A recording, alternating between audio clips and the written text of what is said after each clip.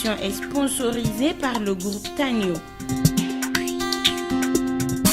Business Challenge, le magazine nigérien de l'économie et de l'entreprise. Chers téléspectateurs, bonsoir.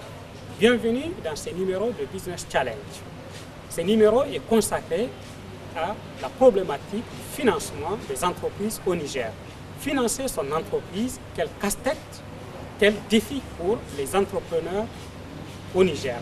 Qu'ils soient jeunes entrepreneurs ou entrepreneurs plus expérimentés, tous disent la même chose. L'accès au financement est un défi énorme. L'une de ces voies, c'est justement le recours à des fonds de garantie. Alors, au Niger, nous n'en avons sur le plan national qu'un seul fonds de garantie, c'est le fonds Tanio. Et justement, aujourd'hui, nous allons nous entretenir dans le cadre de cette émission avec les directeurs de Tanio qui vont nous expliquer davantage comment fonctionne le fonds de garantie. Et vous allez voir aussi notre reportage dans lequel nous avons interviewé un certain nombre de chefs d'entreprise qui ont bénéficié de l'accompagnement de Tanio. Ils vont nous expliquer comment cela s'est passé et comment cet accompagnement et la garantie qu'ils ont pu avoir à travers Tanio leur a facilité la vie, leur a permis d'accéder plus sereinement au financement bancaire.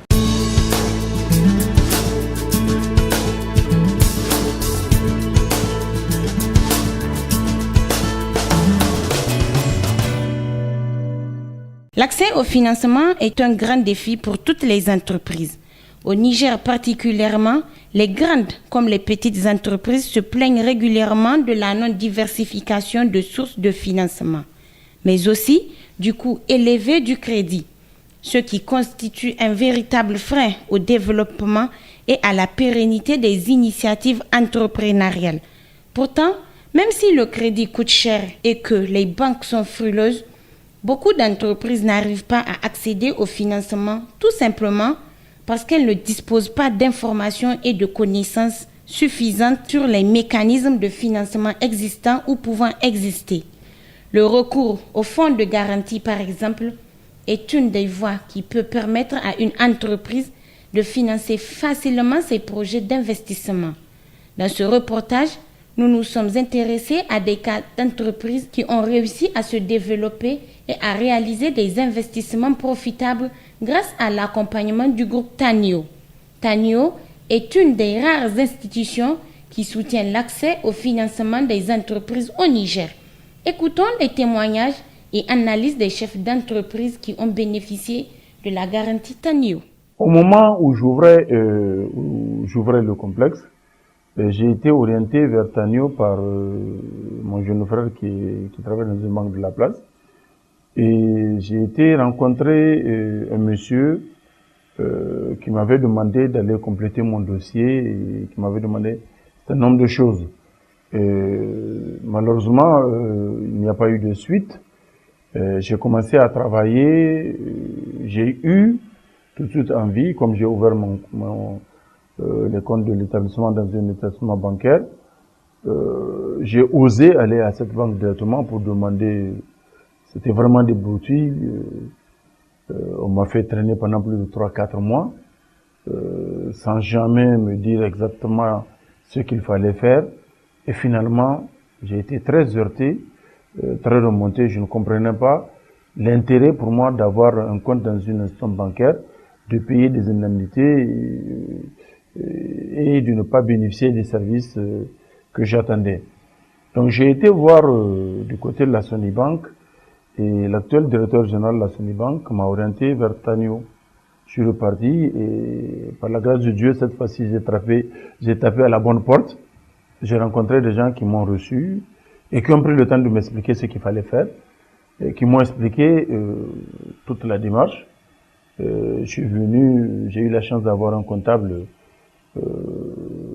expérimenté qui a constitué tous les éléments requis et qui est resté en relation avec Tanio pour compléter le dossier.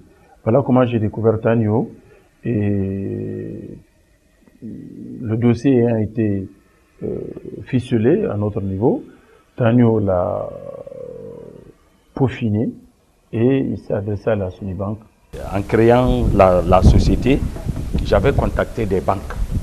Et vraiment, les banques étaient réticentes pour pour le financement. Compte tenu que le projet se trouve en dehors de la ville, les banques étaient vraiment réticentes. C'est à ce moment j'ai pensé au groupe Tanio, j'ai approché le groupe Tanio et qui était vraiment réticent. Mais grâce à ma persévérance, je suis arrivé à les convaincre que vraiment mon projet est rentable. C'est ainsi qu'ils m'ont donné, pour un premier essai, ils m'ont donné une petite somme, d'environ 30 millions. C'est avec ça que j'ai pu créer, bon, avec ce montant j'ai démarré, j'ai fait 4 chambres avec le bar, le restaurant. Et Tanio me suivait, il suivait le mouvement de mes versements au niveau de la banque. Dans un premier temps, nous avions sollicité un prêt de 100 millions que nous avons obtenu. Par la suite, nous avons demandé un prêt complémentaire de 50 millions que nous avons également obtenu. Les seules choses sur lesquelles nous restons sur notre faim ou même sur lesquelles nous sommes un peu frustrés, c'est les conditions de paiement parce que c'est un prêt vraiment à brève échéance, c'est 5 ans. Or, une école, c'est pas une pharmacie, c'est pas une fabrication de biscuits qui peut être consommée tout de suite. Bon, il y a toujours, quand Tanio te donne un prêt, il y a toujours un agent pour suivre. Parce qu'ils ne te donnent pas, c'est pas comme la banque, ils ne te donnent pas un prêt et puis se retirer. Parce que chaque mois, tu es obligé de déposer voilà, ton chiffre d'affaires, chaque mois. Donc, ils suivent ton mouvement à la banque et ils vérifient les chiffres d'affaires que tu déposes par rapport à ce que tu confies à la banque.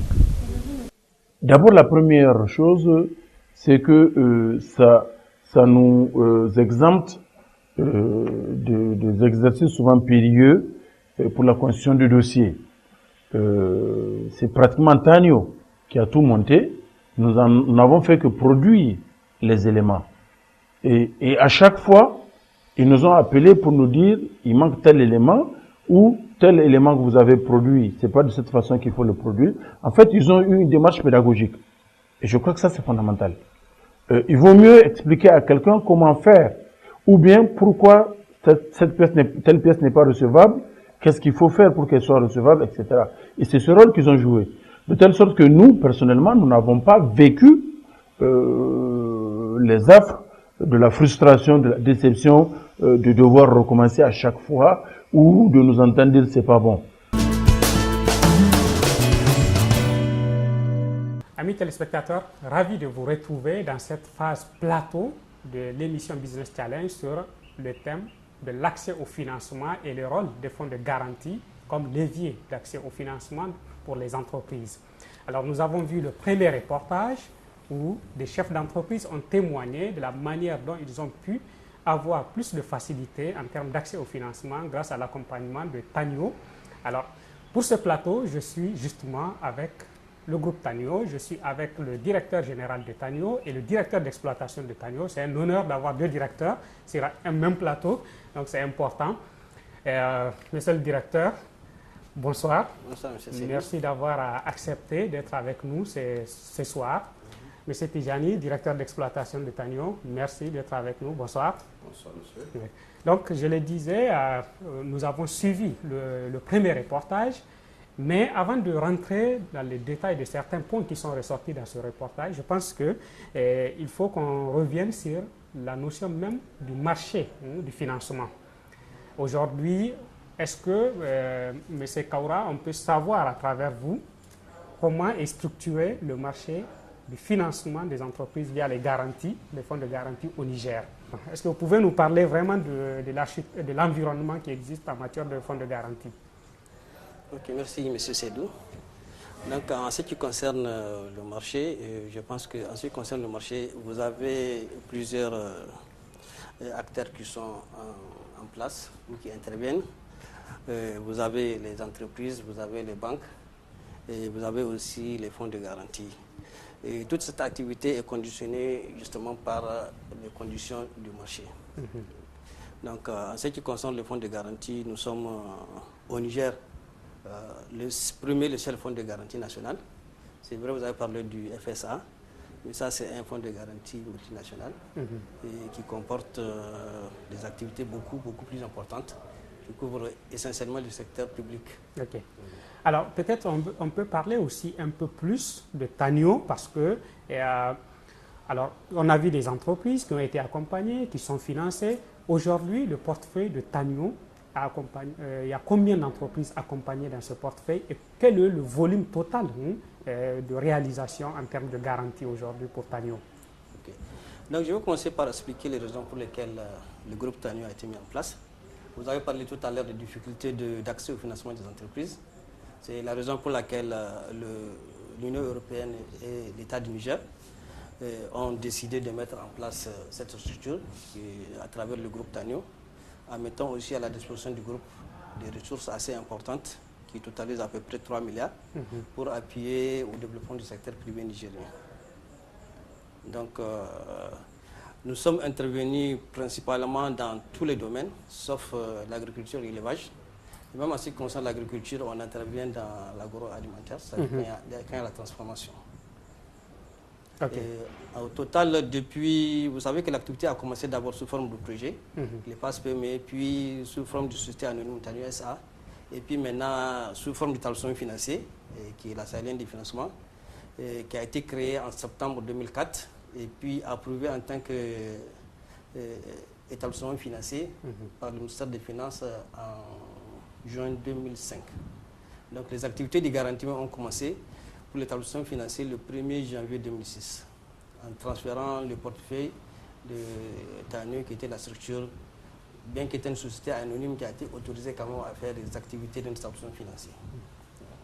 Donc au total, à la date d'aujourd'hui, on peut dire qu'on a financé plus de 350 projets. 350 projets. Oui, pour un financement à peu près de 33 milliards, un financement bancaire. Et si l'on tient compte des apports des promoteurs, ce qu'on appelle les apports personnels, parce que quand vous demandez un crédit, généralement la banque dit il faut que vous fassiez vous-même un effort financier personnel. C'est ça qu'on appelle l'apport personnel. C'est-à-dire que l'entrepreneur lui-même doit mobiliser une partie de la garantie. Oui, s'il a un crédit un projet de 100 millions global, la banque va dire que moi je ne peux financer que 70%, donc c'est à toi d'apporter les 30%, c'est-à-dire les 30 millions sur 100 millions. Donc si l'on tient compte de l'apport personnel des promoteurs, nous sommes à plus de 45 milliards de financement au titre du secteur privé nigérien. 45 milliards de francs CFA. Ok, alors je vais maintenant passer au directeur d'exploitation, parce que dans le reportage, il est sorti un certain nombre de points d'appréciation de la manière dont les entreprises sont accompagnées. Et on a vu beaucoup d'entreprises qui disent, bon, nous sommes passés souvent par les banques et les banques nous orientent vers Tanio. Est-ce que vous pouvez nous parler un peu plus de ce processus-là? Comment ça se fait habituellement? Est-ce que c'est le chemin normal ou bien il y a d'autres façons d'accéder à la garantie? Bien, merci de cette question. Effectivement, il y a plusieurs façons de passer par nous. Nous avons d'abord, nous-mêmes, nous avons eu à réaliser des prospections à l'endroit des entreprises. Donc nous nous sommes portés dans des entreprises pour leur proposer nos services. Il y a également un partenariat que nous avons avec les banques qui fonctionne très bien, avec 3 banques de la place, la Sony Bank, la BIA et la BOA.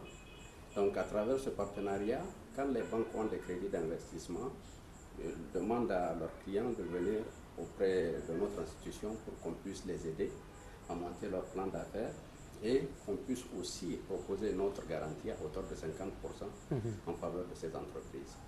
Okay. Parce que vous savez, bon, nous, c'est notre métier d'aider les entreprises à monter des plans d'affaires. Et avant même qu'on puisse travailler le partenariat de la banque, nous avons beaucoup travaillé avec les banques pour comprendre quels sont leurs besoins, qu'est-ce qu'ils veulent retrouver dans un plan d'affaires. Okay. Donc nous avons mis en œuvre ensemble toutes nos compétences avec les banques pour arriver à un canevas qui a été approuvé. Et ce canevas-là, c'est celui qui est utilisé. Okay. Donc, ce qui fait que effectivement, c'est comme si les banques ont un label quand les entreprises passent par Tanio. Elles ont la certitude que ce dossier est moins risqué pour elles.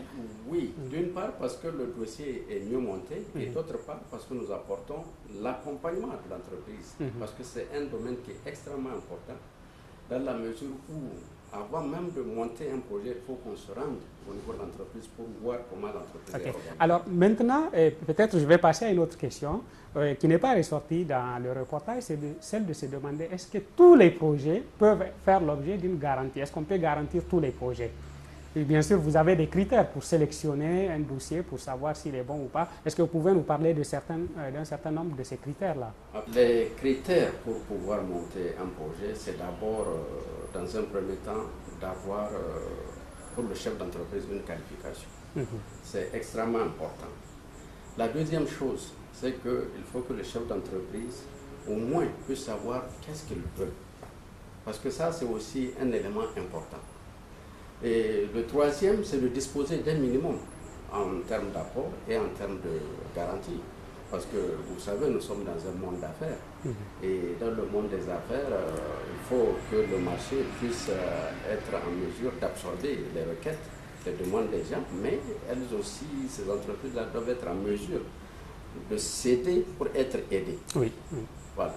Il faut qu'on parle du fonds de garantie, de son rôle en tant que levier de financement. On se rend compte quand même que beaucoup de chefs d'entreprise, en tout cas ceux que nous avons rencontrés, disent que ça les soulage. Et c'est peut-être certains même, c'est grâce à ce fonds-là qu'ils ont pu démarrer. Autrement, ils ne pourraient pas avoir accès au financement. Paradoxalement, on a comme l'impression quand même que la garantie n'est pas le mode d'accompagnement financier le plus connu au Niger. Et qu'est-ce qui fait que le fonds de garantie n'est pas très connu? Il n'y a pas eu beaucoup de communication autour de ça. Ce qui fait que les dossiers qui partent de Tanio sont approuvés par les banques, Tidjani l'a déjà expliqué, c'est d'abord le travail préalable.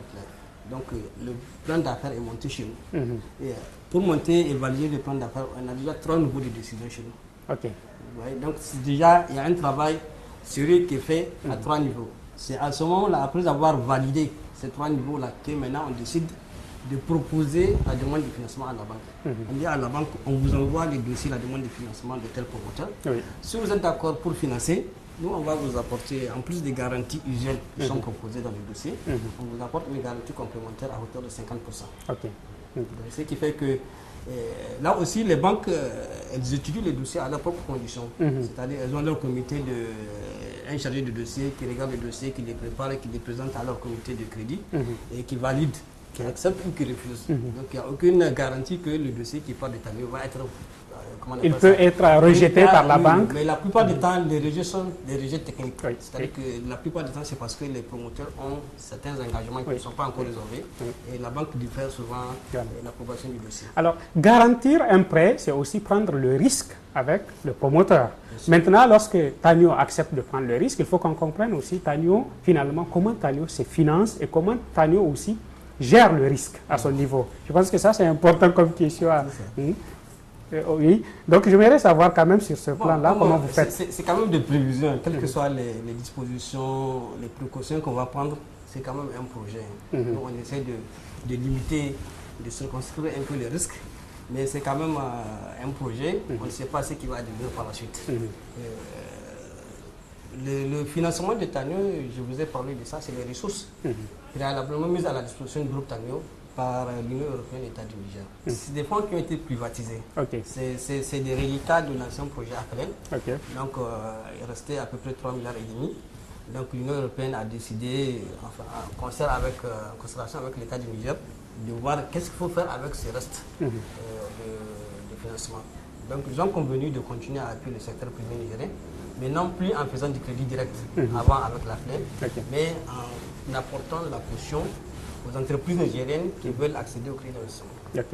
Donc jusqu'à présent, heureusement, malgré, vous savez que l'activité des garanties, ce n'est pas une activité qui est très rentable, sur laquelle on peut, comment on appelle ça, estimer ou dire qu'on va se faire de l'argent.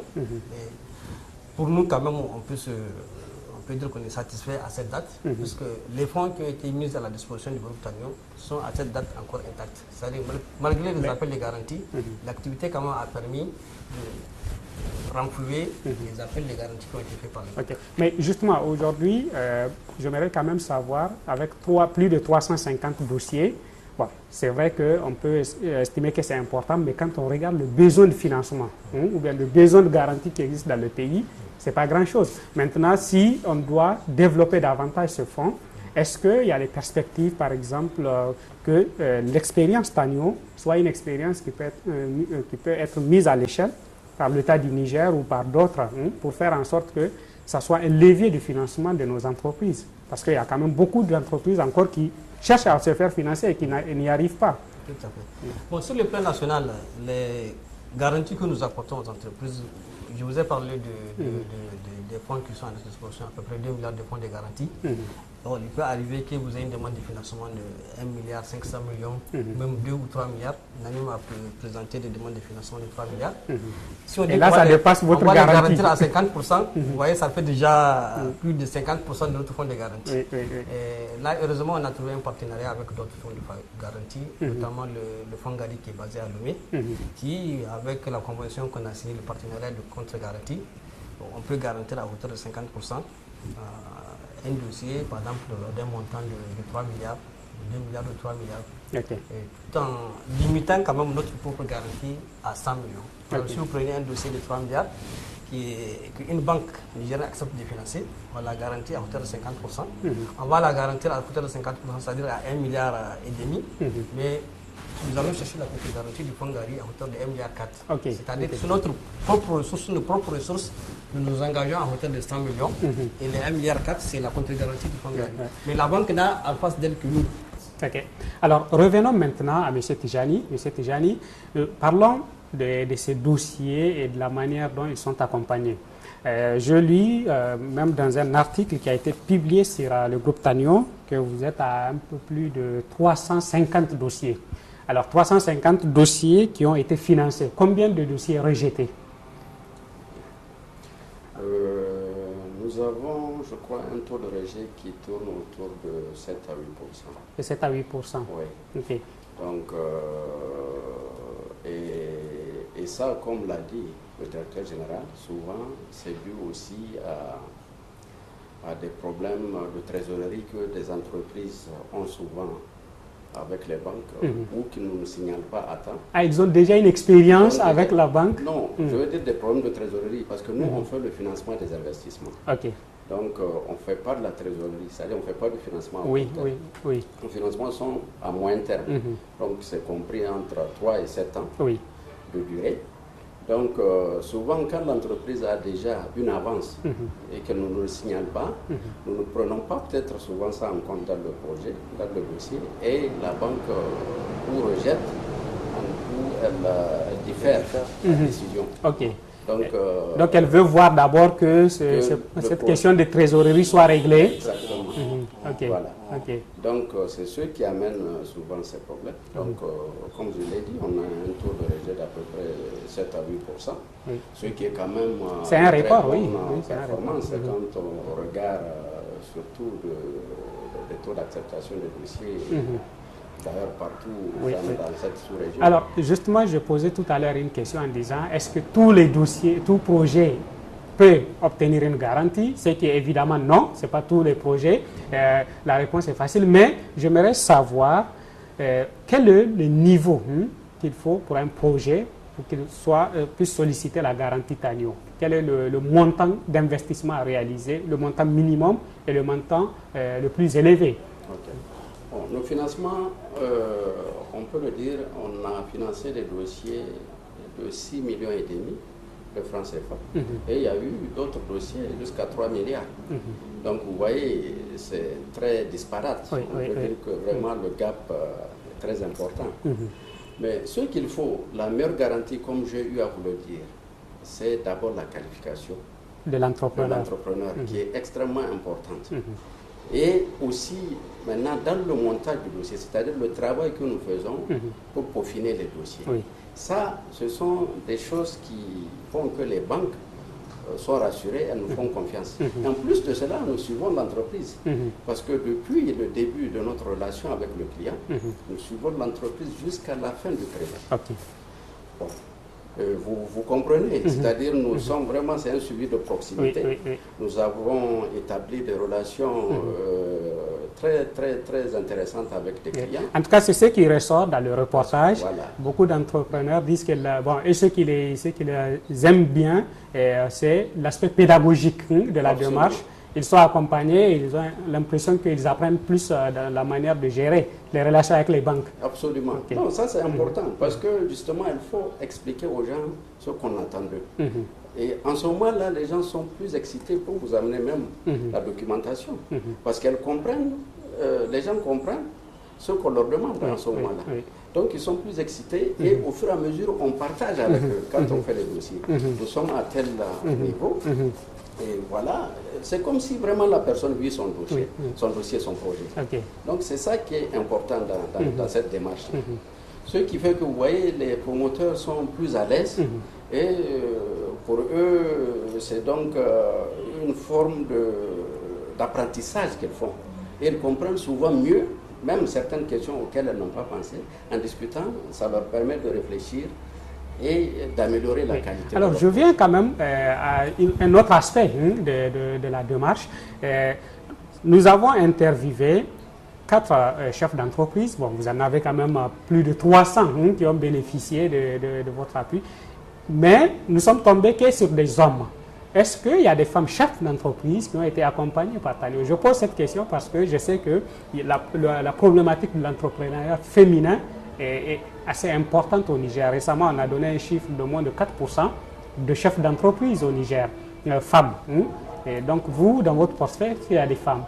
Nous avons beaucoup de femmes chefs d'entreprise, notamment quand vous regardez dans le domaine des pharmacies. La plupart des pharmacies sont tenues par des femmes. Or, nous avons financé, en tout cas, au moins une trentaine de pharmacies. Donc, ce qui n'est pas peu. Et aujourd'hui, l'une des meilleures entreprises disons, de la place a été financée par Tanio, elle est tenue par une femme. Ah, donc vous avez quand même appuyé des grandes initiatives. Bien Alors, sûr. Je pense qu'il faudrait aussi qu'on clarifie une chose. Vous ne garantissez pas seulement des grandes entreprises. Normalement, vous pouvez garantir aussi une entreprise naissante. Bien sûr. Alors, parce qu'on a vu un exemple de ce jeune-là, Mekibi, qui est en train de mettre en place son entreprise, qui disait que bon, il a besoin de 40 millions et qu'il a pu l'obtenir avec l'aide de Tanio. Je reviens à M. Kaura. M. Kaura, j'aimerais quand même dire, au début de l'émission, on parlait du marché, de la garantie, et vous disiez, bon, vous êtes la seule institution nationale qui offre cela. Est-ce qu'aujourd'hui, en tant que seule institution nationale, vous êtes aussi en train de faire le plaidoyer pour que ce mécanisme de financement soit vulgarisé à travers le pays? Parce que, bon, prenons l'exemple d'autres entrepreneurs qui ne sont pas à côté. Quelqu'un qui a DIFA, quelqu'un qui a Maradi, qui a une entreprise. Est-ce que vous avez des gens comme ça qui vont venir jusqu'à Tanio, ici à Niamey, pour se faire suivre? Pour vous rassurer, sur l'ensemble du territoire national, nous avons financé des projets. Okay. À Tilaberi, à Gaïa, à Dosso, à DIFA, à Agadez, à Arlit, Maradi, Zander, on a financé des projets. Okay. Et puis, bon, vous savez que le fonds de garantie un coefficient technique qu'on appelle le coefficient multiplicateur. C'est vrai que nous avons un fonds de garantie de 2 milliards de ressources de fonds propres effectifs à peu près de 3 milliards 300. Mais cela nous donne à peu près la possibilité, en termes de capacité de garantie, de multiplier le fonds propre par 3 ou 4. Okay. Actuellement, nous avons un encours de garantie qui tourne autour de 5 milliards. Alors qu'on peut garantir jusqu'à 15-20 milliards de financement avec le ressources propres. Donc on a encore beaucoup de... Vous avez encore beaucoup de possibilités. On a beaucoup de potentialités. Okay. Donc là, c'est-à-dire que vous essayez de jouer sur tous les tableaux. Vous partez vers les entrepreneurs. Vos partenaires aussi les orientent parce que bon, pour les banques, c'est clair, clairement ressorti. Il y a un point quand même que je voudrais souligner.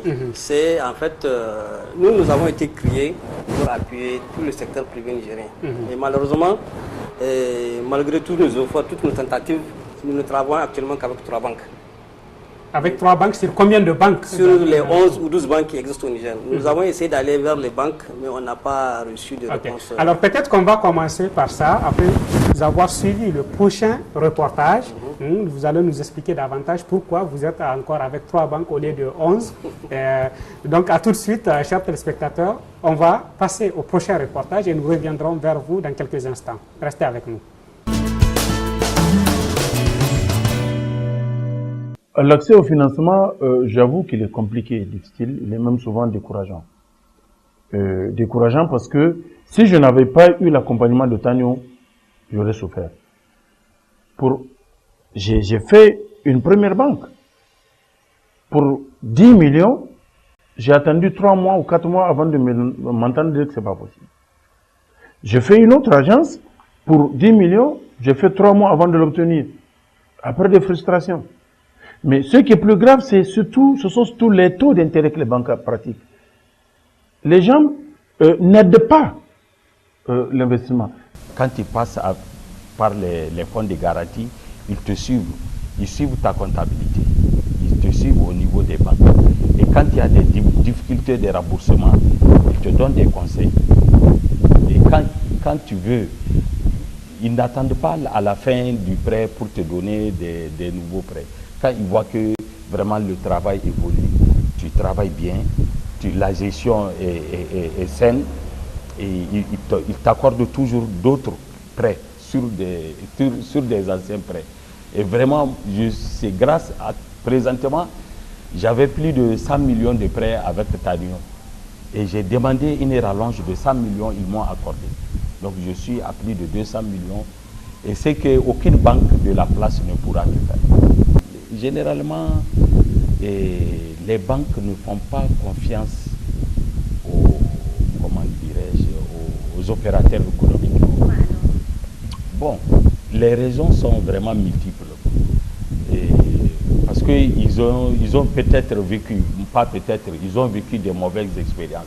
En fait, comme je vous disais tantôt, que la clinique avait commencé avec des petits moyens et compte tenu des ambitions que nous faisions, on a été amené, bien entendu, à toucher une banque de la place pour voir dans quelle mesure on peut avoir un appui financier.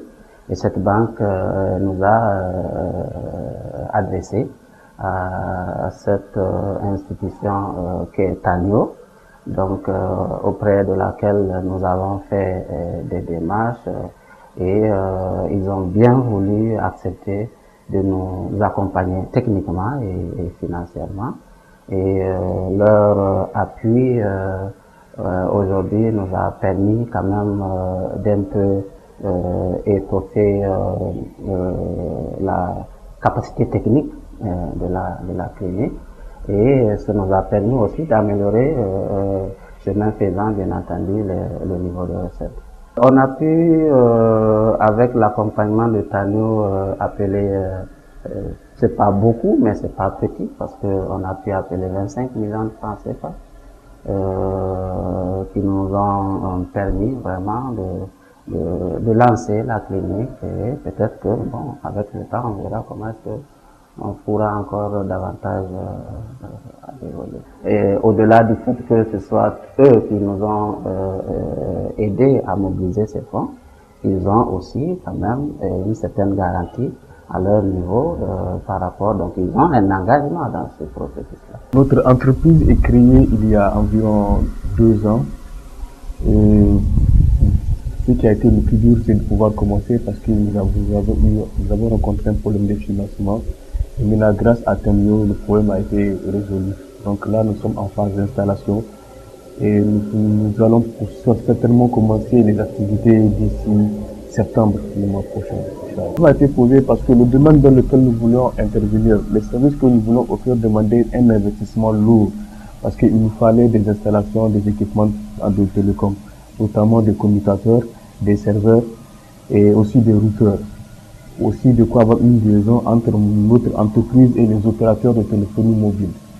Et donc pour cela, nous avons monté un dossier pour le projet. Je me suis d'abord tourné à la Sony Bank. Comme c'était une nouvelle entreprise, on n'était pas encore solvable. Donc ils nous ont orienté vers Tagno pour voir si le projet était bien solvable et si le projet était vraiment rentable. Alors, nous avons vu dans le reportage quand même la question d'accès au financement qui est évoquée régulièrement par les chefs d'entreprise, les difficultés qu'il y a, la nécessité de recourir au fonds de garantie pour augmenter ses chances d'accéder au financement. Et juste avant d'aller visionner ce reportage, vous nous disiez, M. Kaura, que sur 11 banques de la place, vous n'avez de partenariat qu'avec 3. Alors, vous allez nous expliquer davantage qu'est-ce qui explique cette situation. Bon, en tout cas, en ce qui nous concerne, nous avons fait tout ce qu'il fallait faire, puisque nous avons les projets de convention, les conventions qui ont été signées avec les 3 banques dont je vous ai parlé, et ont été envoyées sous terme de projet à pratiquement toutes les banques. Okay. Toutes les banques. Bon, c'est vrai qu'il y a une ou deux banques avec lesquelles on est en train de discuter actuellement, mais de façon générale, on n'a pas une réaction quand même de la plupart des banques. Et, ce qui nous gêne, et ça, depuis que le fonds existe? Tout à fait, parce que ce qui nous gêne, c'est qu'il y a des promoteurs qui viennent nous voir et on leur dit que malheureusement, on ne peut pas monter, on ne peut pas garantir votre dossier parce que nous n'avons pas de convention de garantie avec la banque auprès de laquelle vous avez un compte. Donc c'est quand même un handicap pour, comment on appelle ça, à ce qui concerne le développement de notre activité. Puisque nous, on aimerait quand même avoir en termes de partenaires toutes les banques de la place. Si vous prenez par exemple dans le cas des partenariats que je voulais évoquer, nous avons eu à appuyer des fonds de garantie dans d'autres pays que nous avons aidé à mettre en place et dans lesquels pratiquement tous les établissements de crédit, c'est-à-dire que les banques et les établissements financiers sont actionnaires. Ont adhéré. Et ils ont adhéré, sont même actionnaires. Mais en fait, moi, c'est que j'aimerais quand même comprendre davantage. M. Kaura, jusqu'à une certaine époque, je savais aussi que vous êtes aussi vice-président de l'association des banques et établissements financiers. Alors, vice-président, ça veut dire aussi que vous connaissez toutes les banques, vous pouvez discuter avec toutes ces banques-là. Alors, qu'est-ce qui fait que tout vice-président que vous étiez, ou bien que vous êtes encore, vous allez me confirmer si vous êtes toujours, vous n'avez pas pu les convaincre? Ça, c'est d'une part, mais deuxièmement, l'État. Est-ce que l'État n'a pas aussi un rôle à jouer à ce niveau-là? Bon, vous savez, on est dans le secteur privé. On veut parler beaucoup plus de partenariats que de contraintes. Il faudrait que les gens viennent parce qu'ils ont des raisons de venir. Mais quelles sont les raisons que les banques évoquent pour ne pas venir? Il n'y a pas de raisons qui ont été évoquées par les banques, puisque pour les 3 banques dont on parle, elles sont partenaires, mais elles sont aussi actionnaires. Mais il n'est pas nécessaire d'être actionnaire pour être partenaire de l'État. Donc vous disiez que vous donnez l'exemple d'un autre pays où les banques, l'ensemble des banques étaient actionnaires. Tous les établissements de crédit, c'est-à-dire que ça comprend et les banques et les établissements financiers comme nous. Ils sont actionnaires. Et plus d'ailleurs la chambre de commerce et la maison de l'entreprise. Alors vous, aujourd'hui, qui accompagne? Vous avez parlé de l'Union européenne, vous avez parlé aussi d'autres partenaires avec lesquels vous traitez, mais là, je compris que c'est en couverture, quand vous garantissez, vous couvrez avec eux. Mais dans le fonds Tanio aujourd'hui, il y a qui? En fait, il n'y a que, comme je vous l'ai dit, les fonds qui ont été apportés par l'Union européenne. Sinon, il y a le capital initial qui a été créé, enfin qui a servi à la création de SAFI. Pour les établissements financiers, avant le changement de la réglementation, c'était 300 millions. Il y avait un capital initial de 300 millions qui a été créé, qui a servi à la création de SAFI, et dans lequel les actionnaires sont l'association Tanio, la Soparfi, la BIA, la BOA et la Sonibank. Donc la Soparfi, c'est la société de participation financière. Elle aussi, comment on appelle ça, ses principaux actionnaires sont les banques. Dans un premier temps, les banques étaient actionnaires de SAFI par la Soparfi. Après, ils ont voulu participer au conseil d'administration. Donc maintenant, ils ont acquis des actions indépendamment de la Soparfi. Ok. Donc, si je comprends, en fait, en réalité, jusqu'aujourd'hui, l'État du Niger, ou en dehors des 3 banques, il n'y a pas d'autres institutionnels nigériens qui font partie du capital. Ok, ça c'est peut-être un autre débat pour savoir pourquoi il n'y a pas encore d'intérêt sur cette question-là. Alors, je vais revenir vers M. Tijani. Alors, M. Tijani, nous avons vu quand même les chefs d'entreprise qui ont témoigné et tous ont, en tout cas, ont presque montrer leur satisfaction par rapport à l'apport que l'accompagnement de Tanio leur a apporté en termes d'expertise, en termes de sécurité. Mais ce que j'aimerais comprendre plus clairement, au-delà de la garantie financière, est-ce que vous développez d'autres activités avec ces entreprises-là? Oui, nous développons, comme j'ai eu à vous le dire, le suivi accompagnement. Le suivi accompagnement est une chose très importante parce que ça permet à l'entrepreneur lui-même de mieux connaître souvent son entreprise. Parce que souvent, on est dans une entreprise, mais on ne la connaît pas comme il faut. Même en étant entrepreneur? Même en étant entrepreneur. Mais avec un œil extérieur, les gens qui viennent, qui regardent un peu comment les choses se passent, on peut vous conseiller et vous pouvez améliorer les choses au sein de votre propre entreprise. Alors que quand vous êtes dedans, vous ne le voyez pas. Donc ça, c'est important. Et en plus, si vous voulez, quand même, les relations, le partenariat qui est noué avec ces entreprises en leur apportant souvent des appuis, ça peut être comptable ou des appuis d'intermédiation pour leur permettre de les aider à aller vers leur banquier, discuter avec le banquier, c'est quelque chose que les entrepreneurs n'avaient pas comme habitude. Mais maintenant, avec cet accompagnement, ça leur permet d'aller discuter avec de comprendre mieux le langage du banquier. Le langage du banquier. On les accompagne, on discute avec eux. Et ça, c'est quelque chose d'important pour eux. Parce que c'est un premier pas. Et nous, notre objectif, c'est une fois quand même qu'on a financé un projet, qu'il puisse aller, que le deuxième financement ou le troisième soit fait par la banque. C'est ça. Alors, tout ça quand même, c'est du business. C'est-à-dire que vous n'accompagnez pas gratuitement. Maintenant, j'aimerais savoir en termes clairs, lorsque vous accompagnez un dossier, quel est c'est-à-dire comment vous vous rémunérez, vous, sur cet accompagnement-là? Très bien. Donc, la première chose, pour le montage du plan d'affaires, nous prenons 1% du montant du crédit. Donc ça, c'est 1% hors taxe.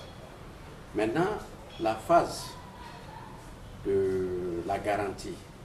Le projet, on garantit à hauteur de 50% et nous avons aussi là une commission de garantie de 2%. 2%, donc ça fait 3%. 2% du montant garanti. Du montant garanti. 2% du montant garanti. Donc, ensuite, nous avons les frais de suivi qui sont compris entre 100 000 et 300 000 francs par an. Bon, quand vous voyez tout ce que nous mettons dans cette garantie, vraiment, on peut dire que c'est presque une subvention. Parce que là, suivre un projet pendant un an, ne gagner que 100 ou 300 000 francs, vous voyez, c'est vraiment juste parce que nous avons besoin nous-mêmes d'accompagner ces entreprises-là. Parce que quand on fait le calcul quand même avec le coût de nos interventions, c'est comme si on le fait vraiment... À titre presque bénévole. Oui. Donc, voilà. Le coût il est même pour les agences, enfin le projet de Niamey et le projet de DIFA. C'est-à-dire que vous n'allez pas faire... la distance géographique varie, le type d'entreprise varie, et quel qu'en soit le secteur, c'est la même chose, ça ne change pas. Ça ne change pas. Alors, parlons toujours du coût.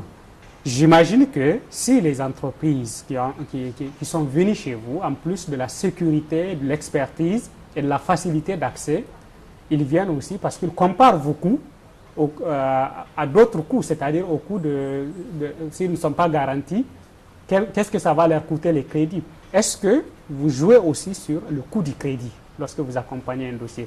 Oui, nous jouons un tout petit peu sur le coût du crédit. Ça, c'est une véritable gangrène que nous avons.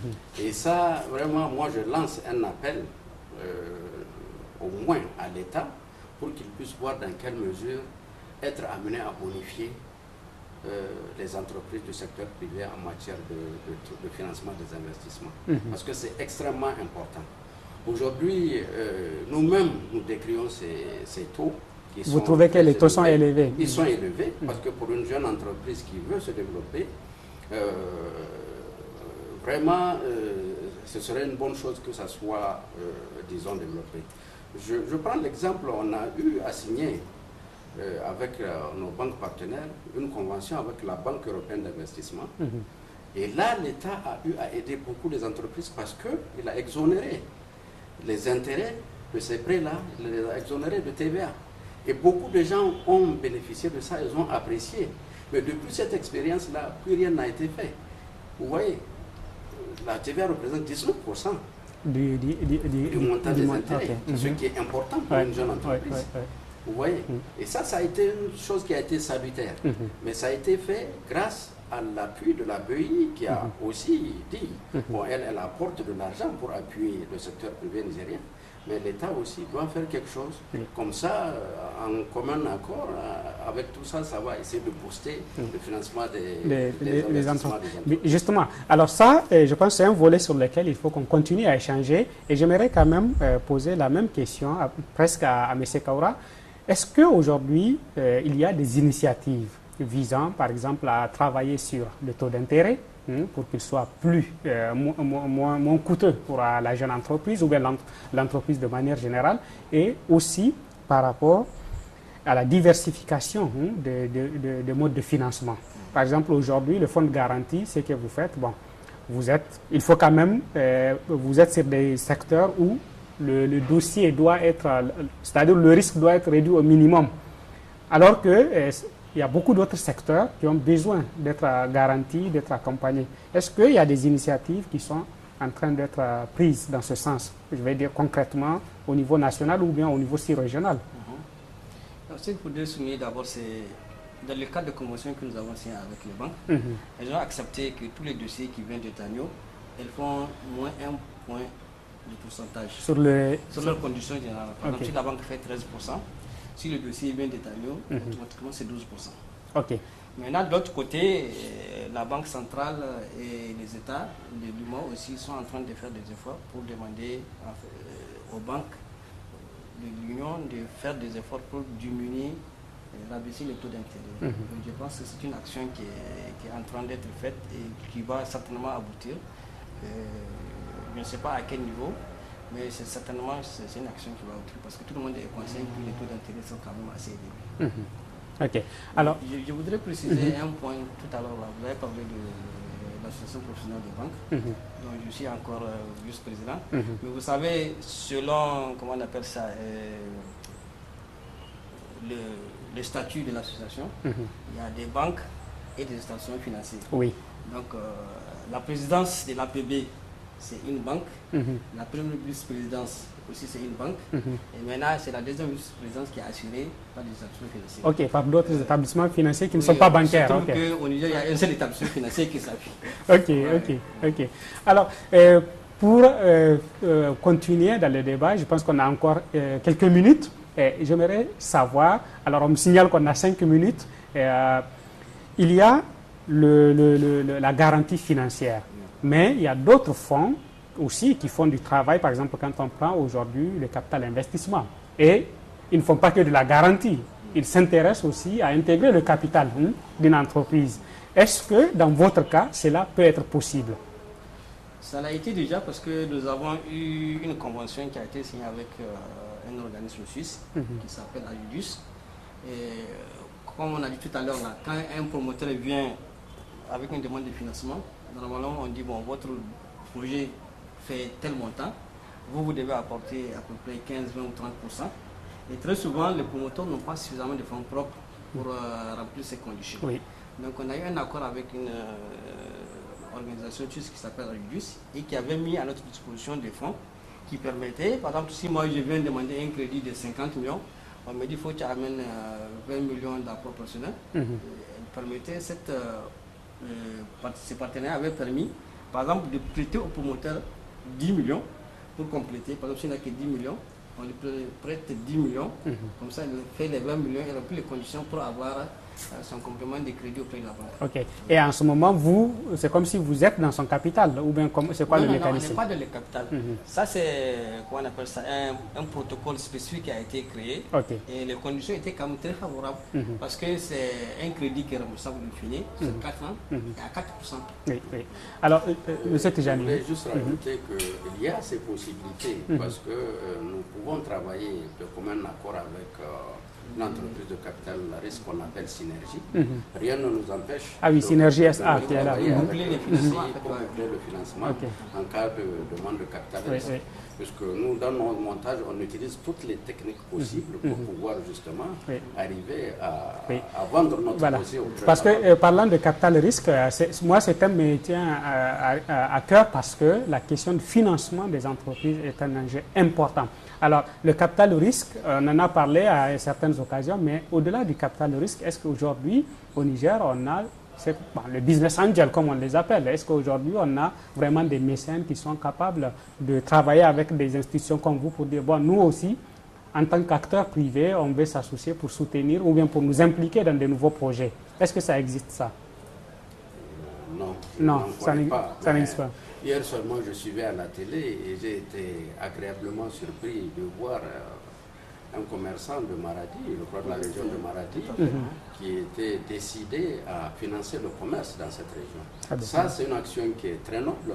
Je ne connais pas cette personne, mais je pense que cette personne aurait dû s'entourer quand même, disons, de professionnels pour pouvoir distribuer En général, c'est comme ça que ça se fait. Normalement, c'est-à-dire qu'il aurait pu passer par des professionnels pour le faire, et là, peut-être ça pouvait être pérenne.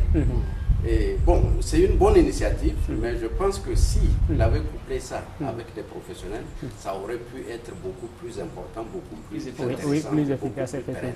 Alors, on va finir avec un point qu'on n'a pas traité, c'est le délai de traitement des dossiers au niveau de TANIO. Parce que les gens disent, bon, vous nous accompagnez, vous nous suivez, j'aimerais savoir dans vos statistiques et dans vos habitudes de travail, lorsqu'un dossier rentre chez vous, il prend combien de temps pour atterrir à la banque et il prend combien de temps au niveau de la banque pour que vous appeliez celui qui a amené le dossier pour dire que la banque est d'accord? Comment?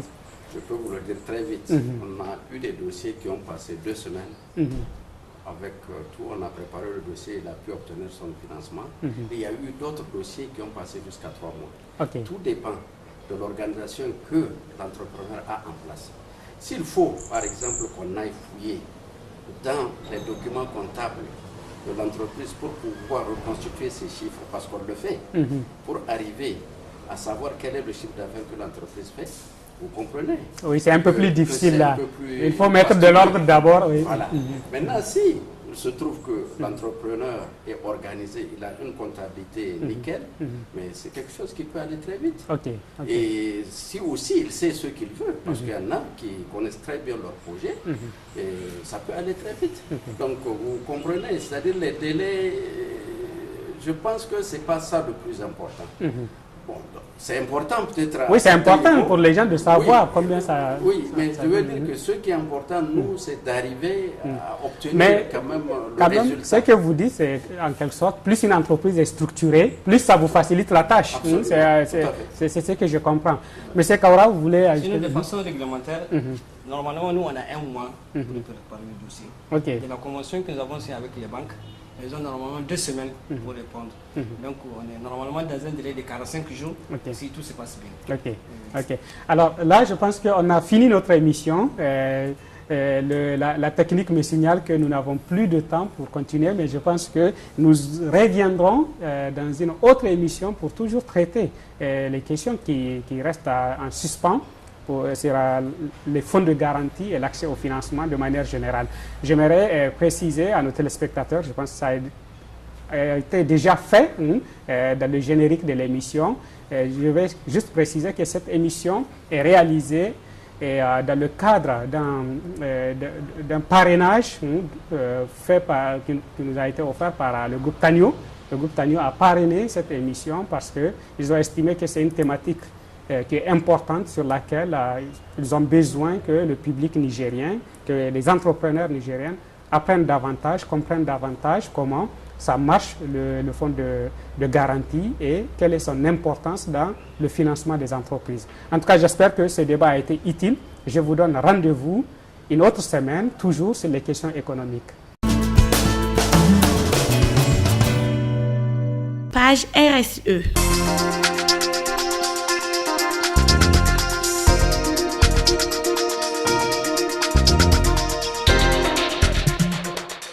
Comprenons bien, il y va de l'intérêt de toute entreprise de s'engager dans une démarche RSE.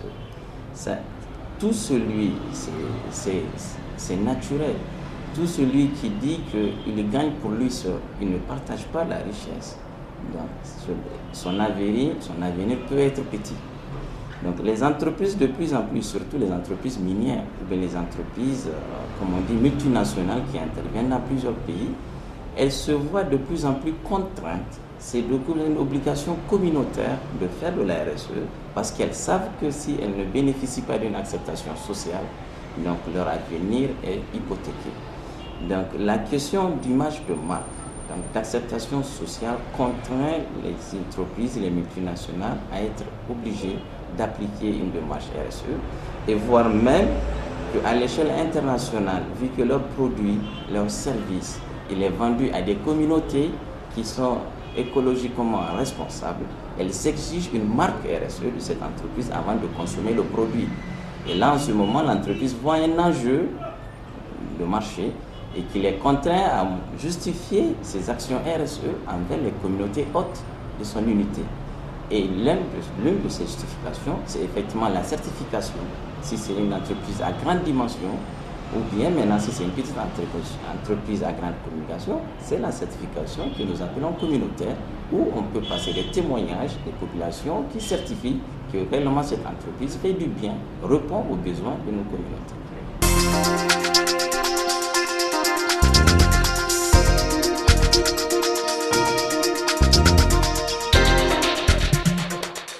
Appliquer de la RSE, une entreprise peut s'engager pour promouvoir son produit. Ceci est de plus en plus obligatoire quand elle intervient dans une communauté écologiquement responsable. Une communauté écologiquement responsable, avant d'acheter un produit d'une boîte, elle s'y intéresse sur le parcours de cette boîte, son impact communautaire. Elle essaie d'avoir le visage de cette entreprise avant de consommer le produit. Au-delà de ça, la société civile de plus en plus qui veut attaquer donc, les services d'une entreprise, elle fait un retour, elle montre l'image de cette entreprise dans cette communauté tout en montrant l'insuffisance d'implication communautaire de cette entreprise. De plus en plus, donc, les entreprises conscientes de cet aspect, elles voient la nécessité d'appliquer les démarches RSE. Et là, ça joue sur sa performance économique. Elle y fait de la RSE, donc les communautés consomment son produit, ça agrandit son chiffre d'affaires. Elle ne fait pas de la RSE. Les pressions populaires vont jouer sur sa performance, sur son produit, et là, sa performance peut s'en sortir.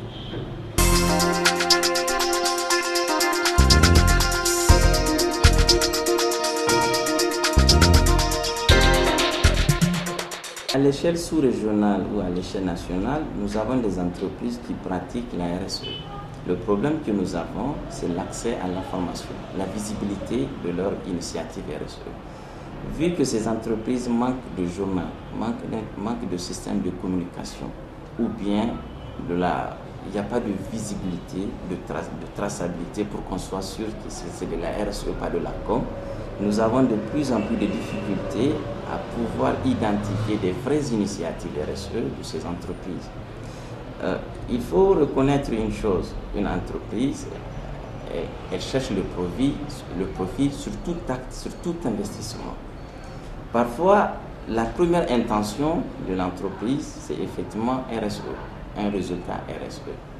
Maintenant, l'opportunité qu'ils vont découvrir dans ce résultat, à faire la promotion de leur entreprise, ou bien à faire de la communication, ou bien à vendre cette action à l'État, ou bien à justifier l'acquisition d'un marché quelconque, font estomper cette initiative en tant qu'initiative RSE. Il faut qu'ils le sachent. S'ils font de la RSE, ils doivent justifier qu'ils ont répondu à un besoin communautaire. Il faut une justification. S'ils en ventilent l'information, ils en parlent par-ci, par-là, que ce n'est pas un truc qui vient de la communauté, ils en font de la com. Chers téléspectateurs, j'espère que vous avez agréablement suivi cette émission et que vous avez tiré des informations utiles pour faire financer vos entreprises, pour faire financer vos projets. En tout cas, vous le savez, vous pouvez nous laisser vos commentaires, vos suggestions à l'adresse de Business Challenge, businesschallengeniger@gmail.com. Vous pouvez aussi aller sur les réseaux sociaux, sur Facebook, pour essayer d'échanger avec nous sur les questions liées à l'économie nationale, nous faire des suggestions, des thématiques, ou bien nous suggérer la manière dont vous voulez voir les thèmes traités. Nous sommes à votre écoute et nous sommes là pour essayer d'améliorer régulièrement et de manière permanente ce que nous faisons. À la prochaine. Bonsoir.